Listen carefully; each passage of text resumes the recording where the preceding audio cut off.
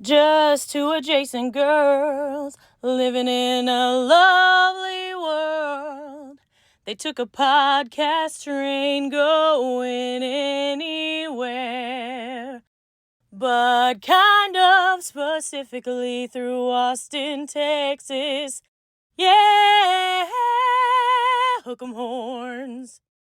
Welcome back, y'all. Welcome to Adjacent, where we are recapping Love and Death. Now we are on episode 2. How have you been enjoying the episodes so far? Again, the music. David E. Kelly and your staff are incredible. It is a walk down memory lane. The music is incredible. I'm so drawn by the music. The rest of it, I'm like, I don't know. I mean, the music is so good. When she gets in the car and starts jamming out the music, I'm like, I'm donesies. This is awesome. I know. I do love the music, and all of the music has a very specific reason why it's there. Because it's very intentional. Mm-hmm. It is foreshadowing. It is like, this is okay. Here's the next chapter, and this, episode 2 is called Encounters. Oh, I know why. Yes, of course. So, I like this episode. It didn't have as much of the eye candy with the towns and the different things that I like. But that's okay. That's okay. It was mostly them in a motel room. Yes. Starting to build some feelings. Yes.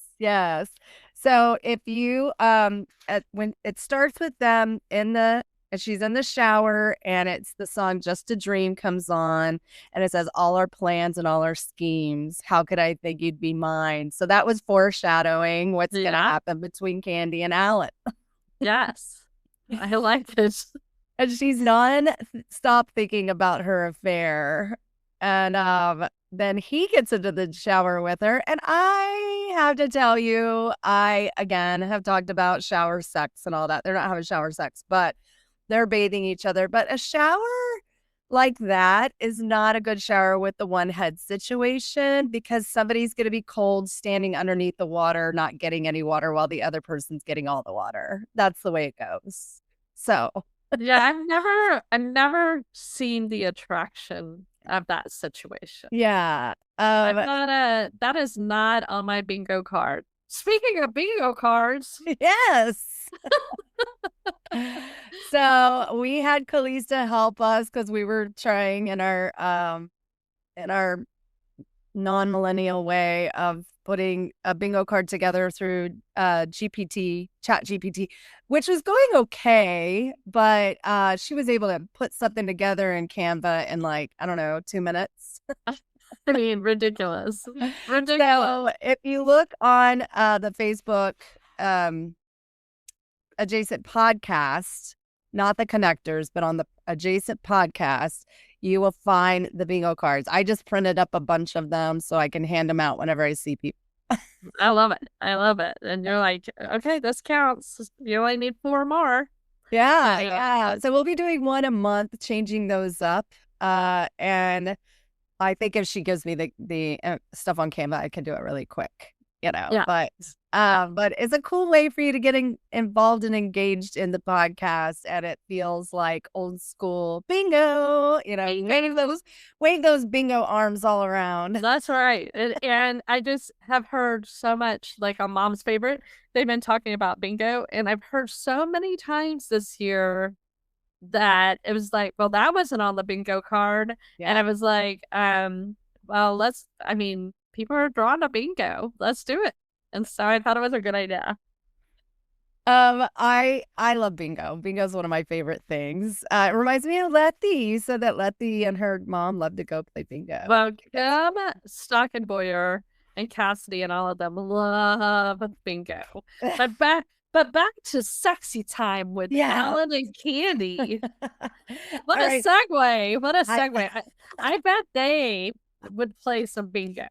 I bet. I'm telling you, I think before Allan and Candy started having their crazy affair, he was not used to this level of living outside of the sex was very vanilla. Now he's getting a taste of something different. And you can tell he's just like, he just is very cautious in stepping into the shower, very cautious into the French kissing and stuff like that. Well, and I think it's obvious that she's starting to have feelings. Yes. And that she is like, counting her chickens. Oh, yes, for sure. She's like, thank you, Allan. Yeah. But her preparing the meals and everything just cracks me up. Cracks me up. I'm like, your body is enough of a gift. You don't have to go to all that trouble. I know. But I think back in the days, that was the thought. It's like, I have to be a wife. Well, remember, she said she likes to save money, and she talks about it a little bit further down in the episode that she thinks saving money is sexy. Well, what man doesn't want to hear that? Agreed. I mean, what woman doesn't want to? But it is sexy. I think Allan definitely is like, he's like, I'm good where we're at. And she's like, oh, I kind of have bigger feelings for you. So after they're out of the shower, Jeremiah Was a Bullfrog comes on, great song, and it starts in there, and then it leads to church again. Boy, church is a main character in this in this story. So they're back at the church singing. Their preacher Jackie is about to leave the congregation. A new preacher is stepping into the mix. Yeah. I mean, wow, to go from Jackie to Jackie, I know. I feel bad for him. Our preacher at our church recently left, and it has been really hard on the congregation. I'm more like, it happens, because I've seen so many preachers come and go, and I know that they get a calling somewhere else, so to speak, or they're moved by their parishioners, their bishops, and things like that, and there's nothing you can really do about it. But boy, did they get the short stick. And Betty is not having it. Candy's just like, it's fine. She's trying to play both sides. Yeah, I don't like it, but I'm going to make it work. I'm going to be a good team player. And Betty's just going around gossip circles, talking bad behind the preachers back at church. Well, and I think it's identifying, why Candy is a better choice, if you will. It's like Betty is angry. She can't go with the flow, but Candy can. Oh, Candy can. Candy's a pick-me girl. Yeah, she's like, hey. Yeah, a pick-me girl is one of those people. It's like, whatever the guys are doing, she's like, oh, I'm into football. I love football. And then maybe she's secretly not, Yeah. She's not like a true fan, but she's going to say whatever the guy, I don't like to wear makeup, or I love to save money. I never shop, blah, blah, blah. Like, it says things that guys will fall for.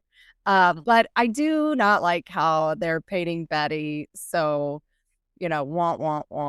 And, but I feel like I could see through it, but it's hard to watch their pastor leave. They're all sad about it. Betty's so upset. She's sitting in gossip circles trying to cause problems. Then she catches a glimpse between Candy and Allan making eyes at each other. And she's like, you guys have a big secret. And you could just see that their stomachs dropped. Like, what are you talking about? And then, that preacher Jackie was fired. Why was she fired? And they thought she was going to say something else. So, well, and I thought it was so telling that Betty is so disconnected and so obsessed with the preacher situation that everything's about that. Yes. And she can't see what's happening in her own house. Yes. Yeah, she's busying herself with, her anger and her sadness. Yeah. I do want to say, I don't think it was mentioned, because I don't think, I think she has some postpartum. I think because they had babies real close to each other. Well, yes, Okay, so that's hinted at. So Yes. after they're driving over the Bastrop Bridge again, then they go to she's about to go into the Dallas Continental Inn, but then she switches and goes to the Como Motel across the street. And while they're sitting there, they start talking bad about Betty. And Allan's, and she's kind of poking him, like Candy's trying to get information, like, what a sad, begrudging, pouty old woman. And he says, I think her postpartum is flaring up. But she's not pregnant at that time. She hasn't had the baby yet. He said when she had their first child, that she was very depressed. Yes. And I think it sounds like if we could go back in time, we would probably say that she has depression. Yeah. I feel like definitely. I would love to see them do a twist from Betty's perspective. Because the whole thing kind of it's a great perspective of Candy and Allan's perspective, but and they even kind of. I don't know what it's called, Jody. I know there's a term for it when you make when in films they make the bad guy a good guy. Oh yeah, it's like they're trying to. Yeah, I understand what you're saying. Yeah, and I'm like, I'm not falling for it because I think she's so manipulative. But I think she's so manipulative through every aspect of her life. Yes. Even her stuff, like her self-talk and everything is like, oh, girly. Yes. There's a disconnect from reality. I agree. I feel like, yeah. And she's, I don't know. I don't like Candy. I think she's a bad guy.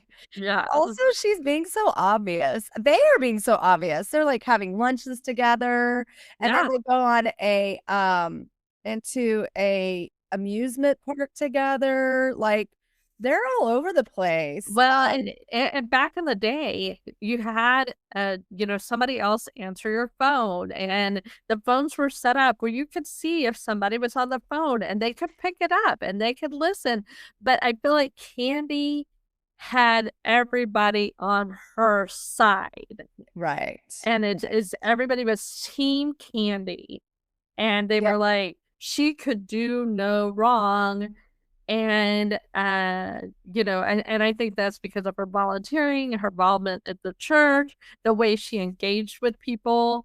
Well, because she was false friendly. She was like false friendly, putting out an outward appearance that doesn't match who she truly is. Like none of it really is the truth.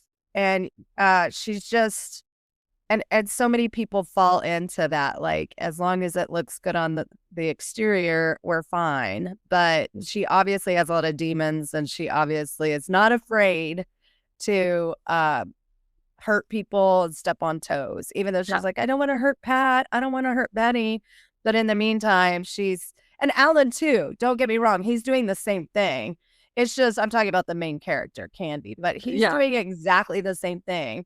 If the public sees me one way, then that's okay. But in the behind the scenes, I'm not living a good life. I'm not doing the right thing, Well, I feel like, I don't know. I feel like with Allan, he's following blindly. Like, ooh, somebody wants to have sex. Okay.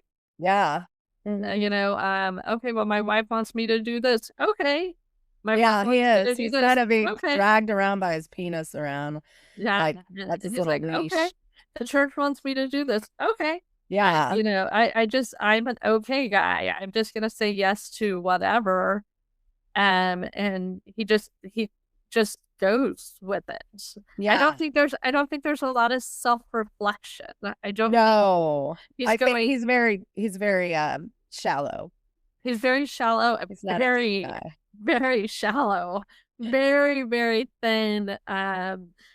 Yes. There's no depth. There's no depth. No depth. It's like, okay. Yeah. So she was like, "Do you love roller coasters?"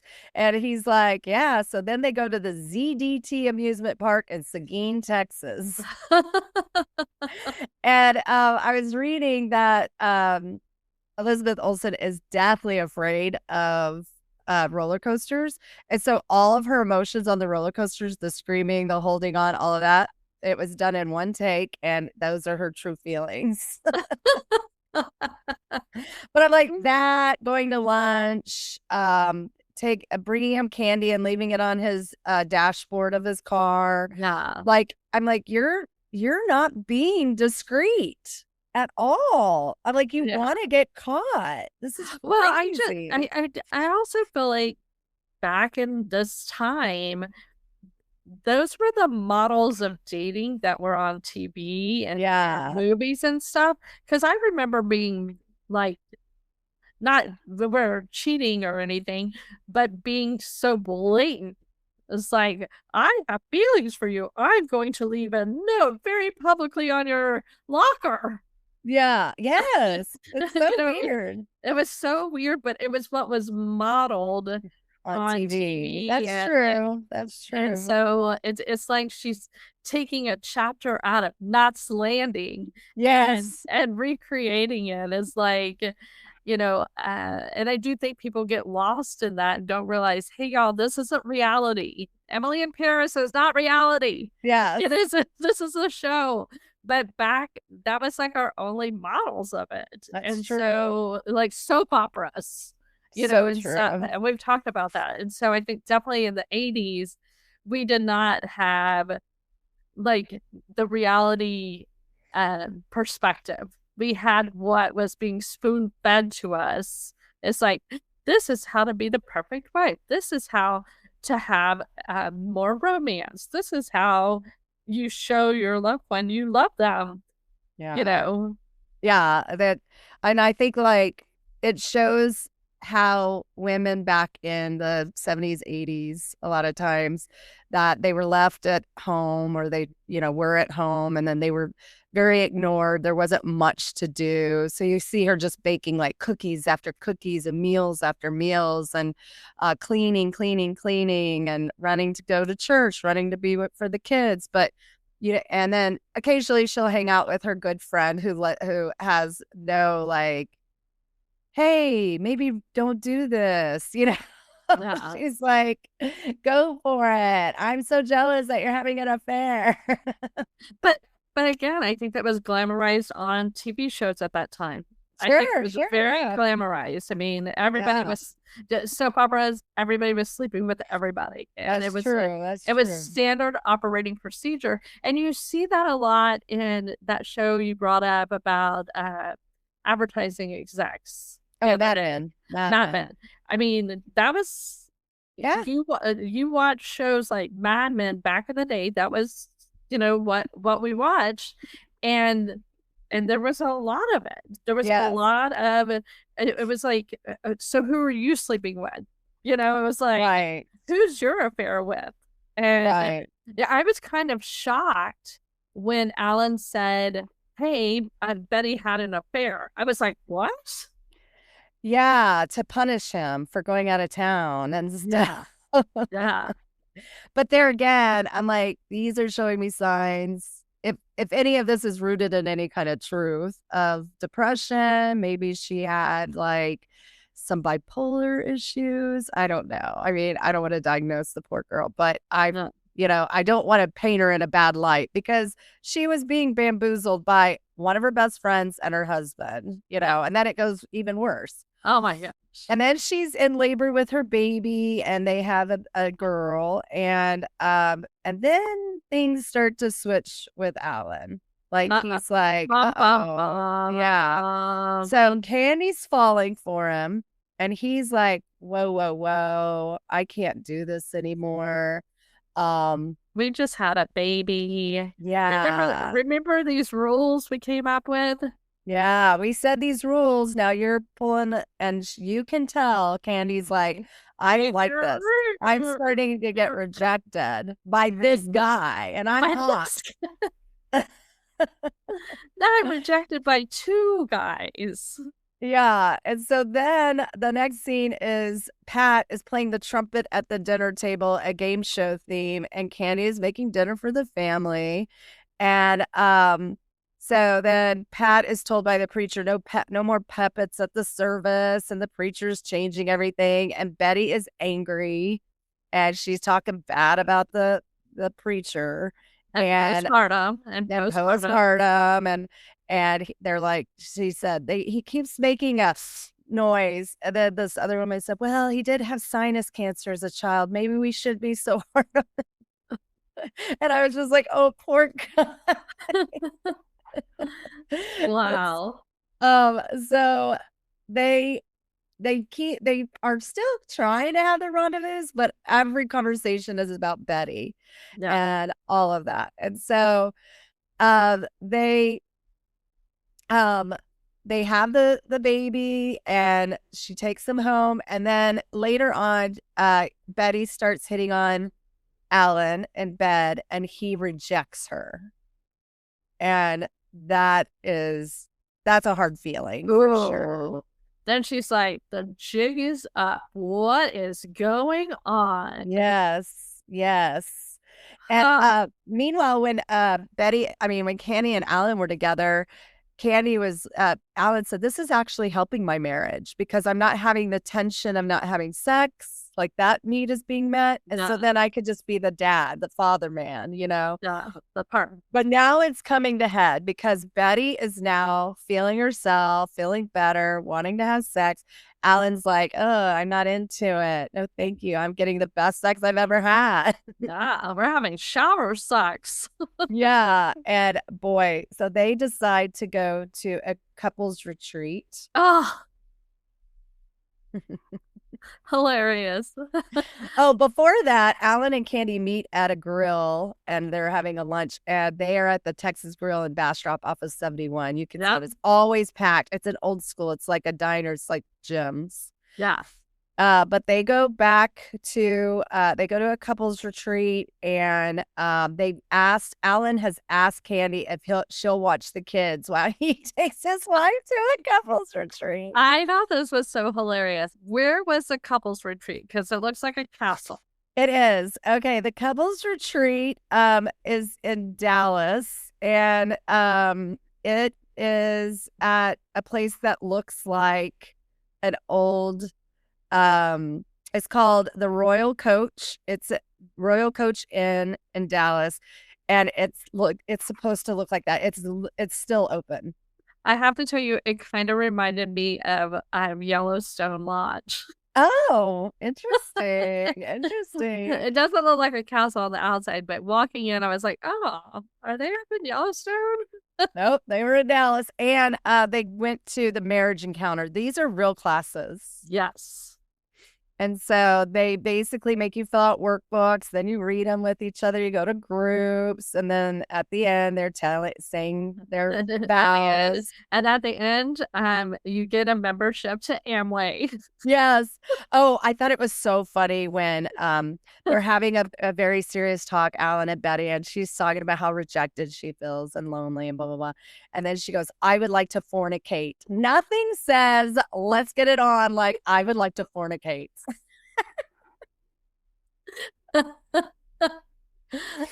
And he's such an okay man. He's like, okay. And then as they're fornicating, he's like this. Get on. As they're fornicating, it pounces between them having sex, and he has his shirt off, so I guess he feels a little more comfortable with Betty. And then Candy and her friend are disco dancing. And do you know where they're disco dancing? No. At the Aristocat in Austin, Texas. Woo! I love it. They're dancing to Staying Alive. Nice. So awesome.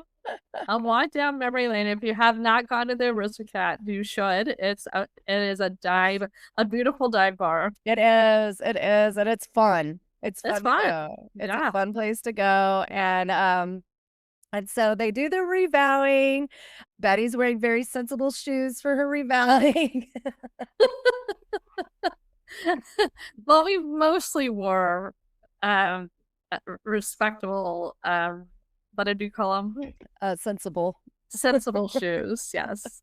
There was a little inkling on Betty as like, Wow. yeah. Yeah. And they go and pick up the baby, and you could tell that Allan is like over Candy. And then Candy looks so distraught. She goes and gets they go and meet for a talk, and I think that's in episode 3 actually, but they are gonna go and meet for a talk, but you see her at the very end of the episode, she's grinding up beef. Because back then you would get like a whole like roast, you would cut it up, and then you would grind it to make hamburger meat. Like they didn't have like the ground up hamburger meat back then. So you would have to have your own grinder, and boy, it looked disgusting. Another foreshadowing. Well, and her anger.